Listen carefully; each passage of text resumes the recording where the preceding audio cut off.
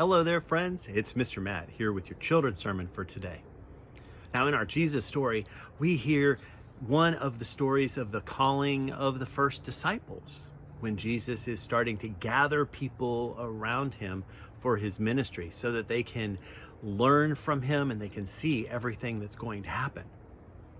And so we start out with our story saying Jesus asks Philip to come and to follow him. And Philip says yes. And then Philip goes on and he goes to find Nathanael.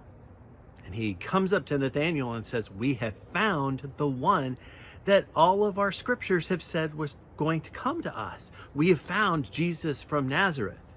And Nathanael, he just sort of scratches his head, says, "Yeah, really? From Nazareth? Does anything good come out of Nazareth?" And Philip says, "Oh, come on, Nathanael, just come and see." So Nathanael gets up and Philip takes Nathanael to Jesus. And as they're approaching, Jesus looks over at Nathanael and says, "Hey, it's Nathanael, the one that was under the fig tree."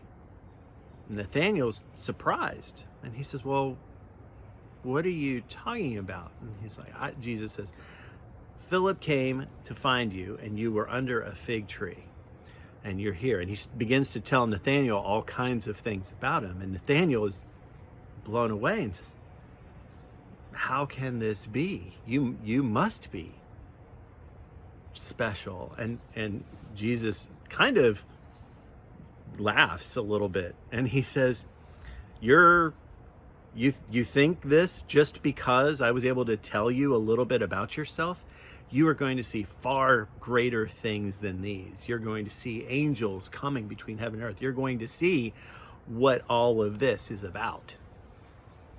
Now, this is a fun story about disciples coming and how Jesus uses all kinds of different ways to bring people to him, to make them disciples. But there's a piece of it that I think really stands out for us as Christians today.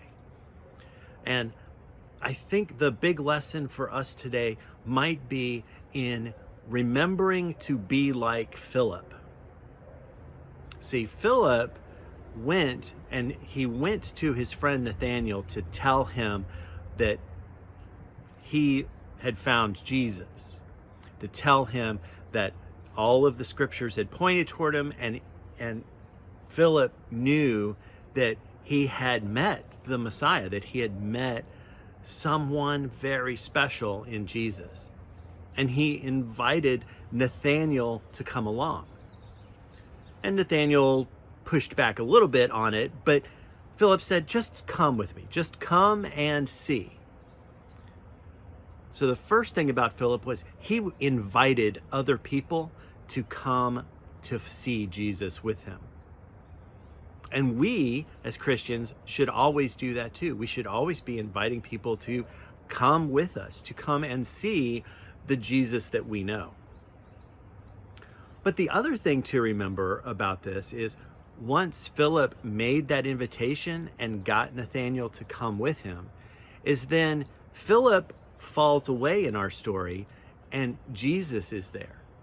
And Jesus is the one, through his knowledge of Nathanael and what he needed, his ability as the Son of God, Jesus was the one that demonstrated who he was to Nathanael so that Nathanael could believe. When we're trying to help other people become disciples, we need to remember there's a part of that equation that is about us doing something, and that's inviting and bringing people to Jesus and just showing people what God has done in our life. But we also need to remember that there's a big part of it that's all about God. That the important thing about becoming a disciple is that a person like Nathanael and God, in the form of Jesus, that they get close together. That's what being a disciple is about. Philip knew it wasn't about making Nathanael think that Philip was great.